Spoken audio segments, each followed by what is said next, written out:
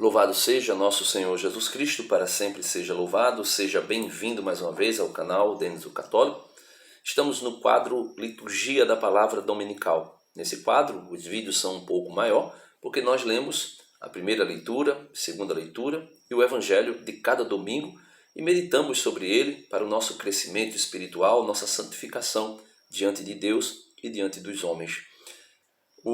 Estamos no quarto domingo do tempo do Advento, ou seja, quarto domingo do Advento, às portas do Natal. Hoje, domingo, Natal se aproxima aí, dia 25, está bem perto, bem próximo de nós. E o menino que nasce de Maria é Deus, como nós vimos no Evangelho de ontem, esse sábado que passou, da visitação de Nossa Senhora a Isabel, e Isabel proclama, de onde me vem a honra que a mãe do meu Adonai, do meu Senhor, me venha visitar. Hoje, o Evangelho se repetirá, porque estamos aí à porta do Natal, como eu dizia, mas para confirmar que Jesus é de fato filho de Maria. Maria é verdadeiramente, efetivamente, mãe do nosso Salvador. Negar isso é negar que Jesus é divino, que Jesus é Deus. Vamos ver o Evangelho de hoje, a primeira leitura e a segunda leitura, mostrando essa grande verdade que uma mulher, uma criatura, portou em seu ventre durante 9 meses o Deus que a criou e criou o universo. Por isso, ela é chamada de Theotokos, mãe de Deus. Como eu disse, negando isso, nós negamos o Salvador. Vamos lá. Primeira leitura é tirada do livro do profeta Miqueias, capítulo 5, do 1 ao 4a. Vai dizer o seguinte: Deus, por meio desse grande profeta, que por coincidência, ou melhor, por negligência, é muito esquecido. Pouco se lê sobre Miqueias, Malaquias e outros dos chamados pequenos profetas. Não porque eles eram inferior aos demais, como Ezequiel, Isaías, Jeremias, Daniel, não. Porque o seu livro é um pouquinho menor, é curto. Aí dá-se, de uma forma, podemos dizer, como que um apelido. Chamamos de pequenos, os grandes profetas e os pequenos profetas, ou profetas menores, mas por conta do conteúdo do livro que é curto, não que seja pequeno o livro ou a mensagem, pois a mensagem é grandiosa. Veja o que diz o Senhor por meio de Miqueias.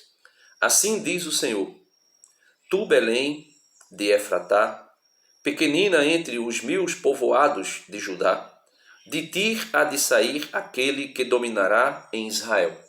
Veja, de Belém de Efratá, de lá deve sair aquele que dominará em Israel. Quem é esse? O profeta continua: Sua origem vem de tempos remotos, desde os dias da eternidade. Aquele que dominará sobre Israel tem uma origem de tempos remotos, desde a eternidade. Ou seja, Jesus é Deus de Deus, luz da luz, Deus verdadeiro de Deus verdadeiro, gerado no coração do Pai na eternidade, não criado, consubstancial ao Pai, ou seja, tem a mesma divindade do Pai. Não é que ele é divino e é outro Deus, mas ele é divino com o Pai. Tem Deus de Deus, luz da luz, Deus verdadeiro de Deus verdadeiro, gerado, não criado, consubstancial ao Pai, ou seja, tem a mesma natureza do Pai, por isso é Deus. Deus deixará seu povo, Deus deixará seu povo ao abandono até ao tempo em que uma mulher der à luz, e o resto de seus irmãos se voltará para os filhos de Israel. Então veja que coisa extraordinária. Deus deixará o seu povo abandonado. Em que sentido? Veja, Adão e Eva pecaram, o Senhor expulsa-os do paraíso. E Deus pessoalmente não fala mais com o ser humano. Deus falava toda tarde pessoalmente, face a face com Adão. Depois que Adão peca, Deus o abandona. Não é aí, esse abandono não é, como se diz o ditado, não é que Deus virou as costas para os homens, mas Deus deu ao homem, vamos dizer assim, que um retiro espiritual que fizesse ele pensar naquilo que ele havia feito. E Deus, quando diz Deus deixará o seu povo abandonado, é por um retiro, por um período de tempo. Depois veja, vou ler novamente. Deus deixará seu povo abandonado até ao tempo em que uma mulher der à luz. Gálatas 4:4. Na plenitude dos tempos, Deus enviou o seu filho nascido de uma mulher, nascido de Maria. E o resto de seus irmãos se voltará para os filhos de Israel. Ele não recusará apacentará com a força do Senhor e com a majestade do nome do Senhor, seu Deus. Os homens viverão em paz, pois ele agora estenderá o poder até os confins da terra, e ele mesmo será a paz.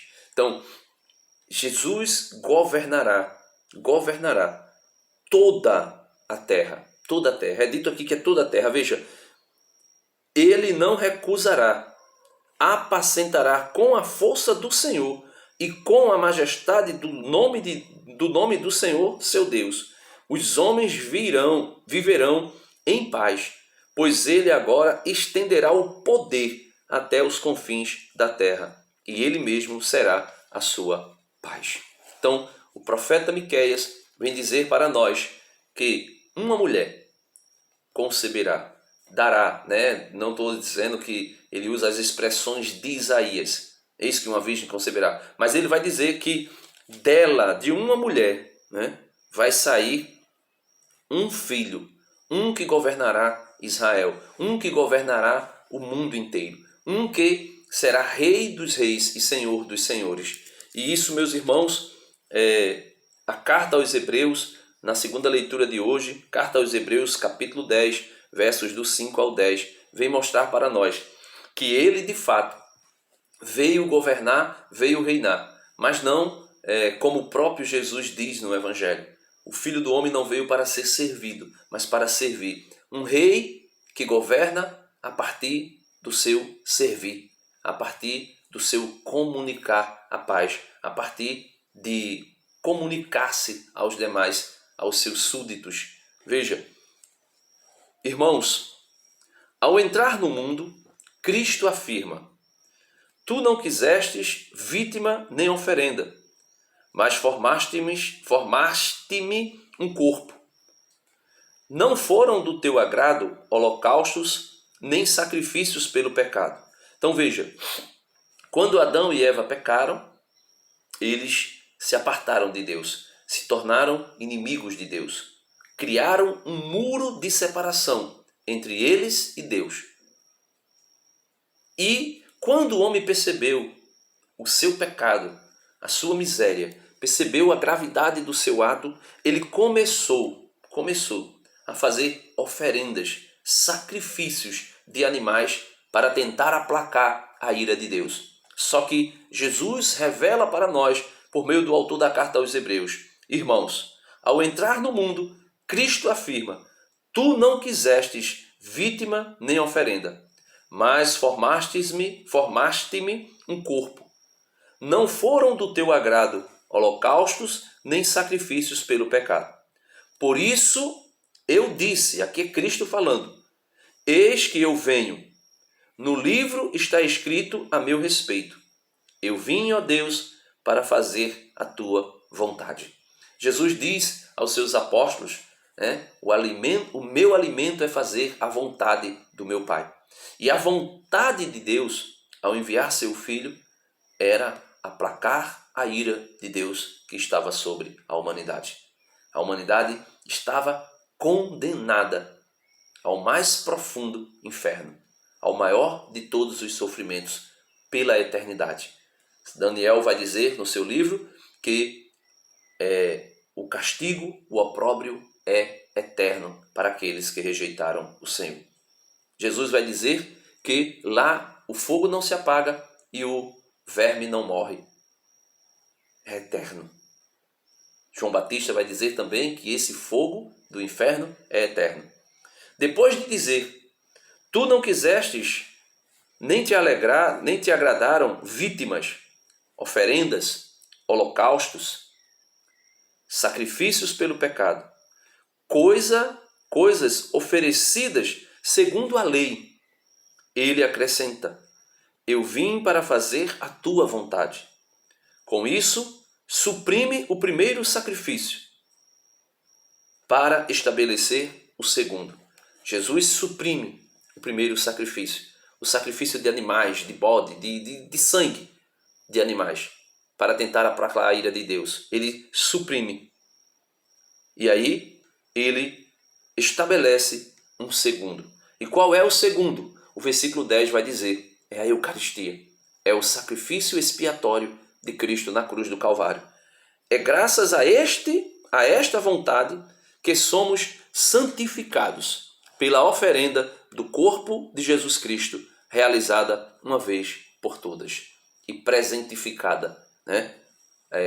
Vamos dizer que atualizada, né? Concretizada, efetivamente e eficazmente na Eucaristia. E o Evangelho, meus irmãos, só concluindo, só fechando, porque você pode refletir um pouco sobre o Evangelho de ontem. Mas vem o Evangelho dizer que Deus nos salvou por meio do seu Filho. E este que nasceu de uma mulher, como diz Miqueias na primeira leitura de hoje, é o Filho de Deus, é o Redentor. E ele nasceu de quem? De Maria. O Evangelho de hoje deixa isso muito claro, repetindo, por incrível que pareça, o Evangelho de ontem. Lucas 1, 39 ao 45. Naqueles dias, Maria partiu para a região montanhosa, dirigindo-se apressadamente a uma cidade da Judéia. Entrou na casa de Zacarias e cumprimentou Isabel. Quando Isabel ouviu a saudação de Maria, a criança pulou no seu ventre e Isabel ficou cheia do Espírito Santo. Com um grande grito exclamou, bendita és tu entre as mulheres, e bendito é o fruto do teu ventre. Como posso merecer que a mãe do meu Senhor me venha visitar? Logo que a tua saudação chegou aos meus ouvidos, a criança pulou de alegria no meu ventre.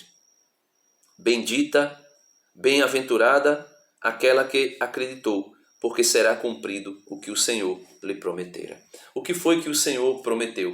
O Senhor prometeu à humanidade um Redentor. O Senhor prometeu à humanidade um Salvador.